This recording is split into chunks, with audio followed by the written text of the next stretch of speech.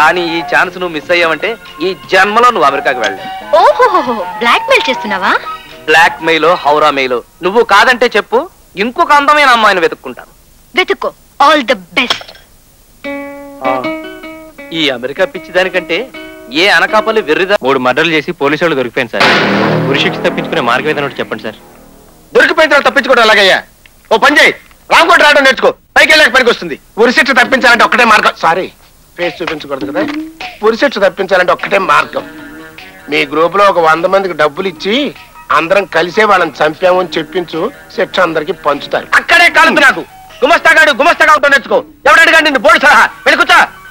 చూడు బాబు, ఉరిశిక్ష తప్పించుకోవాలంటే ఒకటే మార్గం. నీకు కావలసిన వాడిని 100 మందిని పిలిపించి ఆత్మరక్షణార్థం అందరం కలిసి తప్పించామని కోర్టులో చెప్పించాయి. ఫినిష్. ఆహా, ఏం చావు తెలియదేట్లండి. కరెక్ట్. సారీ, ఏంట్రా గొడుగుతున్నావు? Hello, good morning. Hi Dhanu. అరే, ధనలక్ష్మి వచ్చింది కానీ నాకు ధనుకి 2 టీలు 2 సమోసాలు పెట్టరా. వారిని అబ్బా, నన్ను టీ రమ్మంటా ఉంటా అని అంటా అనుకున్నారా? అన్ను ఆనందంగా తెస్తా. మరి ఇంకా నిలబడ్డా వెళ్ళి తీసురా. ధనలక్ష్మి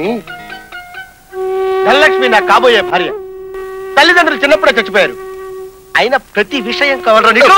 ఏం చేస్తావు? No degree no food. వెళ్ళరా. జూబ్లీ హిల్స్ లో ప్లాటు 5 లక్షలు, అందులో మాదిరి ఇల్లు 30 లక్షలు, విమానంలో ప్రపంచ యాత్రకి 10 లక్షలు, ఇంకా 2 లక్షలు మిగిలిందే. మరి నాయుడమ్మకి ఇవ్వాల్సిన 25 లక్షల మాట ఏంటి? ఏడిచాడు. వాడికి ఎవడిస్తాడు?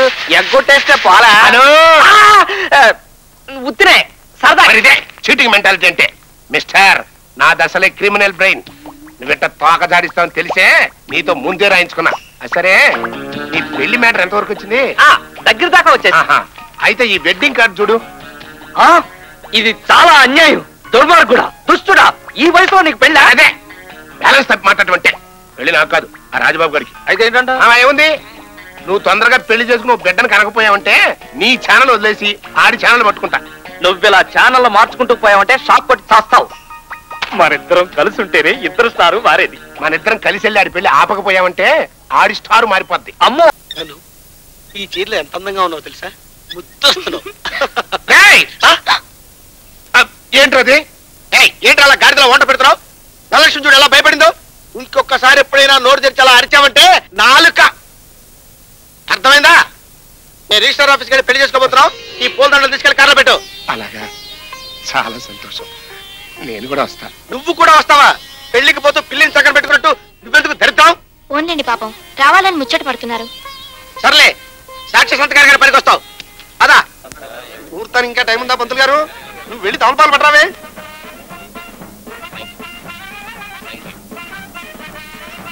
థ్యాంక్స్. ఎంతవరకు వచ్చింది మన వ్యవహారం? నాకంటే అందగాడు ఎవడన్నా దొరికాడా?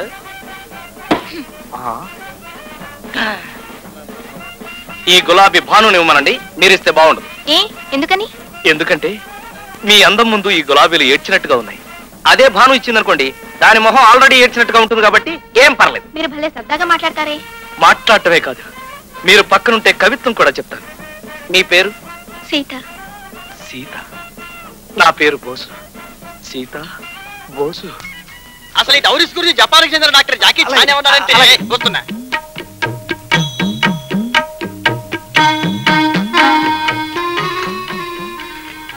మన్మథ రేఖ.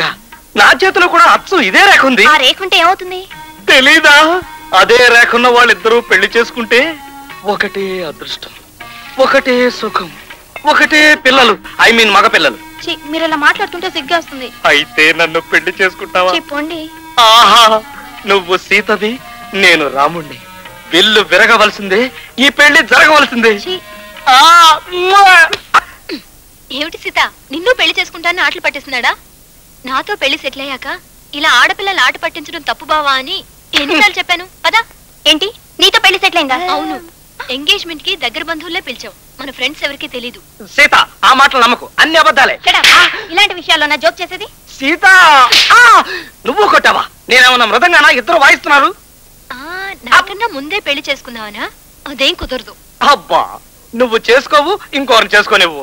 అసలు నువ్వు చెప్పిన విషయం గురించి రాత్రంతా ఆలోచించాను. అమెరికా వెళ్ళడానికి ఇంకే దారి లేదు కాబట్టి నువ్వంటే పడకపోయినా నీతో పెళ్లి ఒప్పుకుంటున్నాను.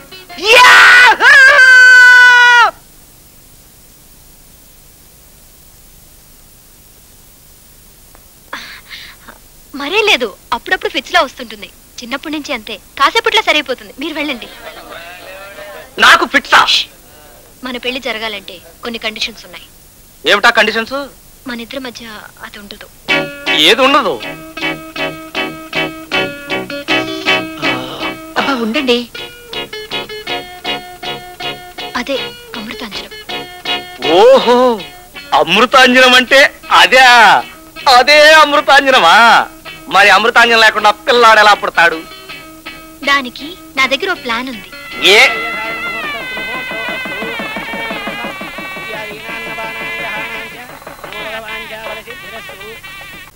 హాయ్, ఏమంటున్నారు మీ అన్నయ్య గారు నా గురించి? నీలాంటి అందమైన ఉద్యోగస్తురాలను చేసుకోవాలన్న ఆలోచన అప్పట్లో తనకు రానందుకు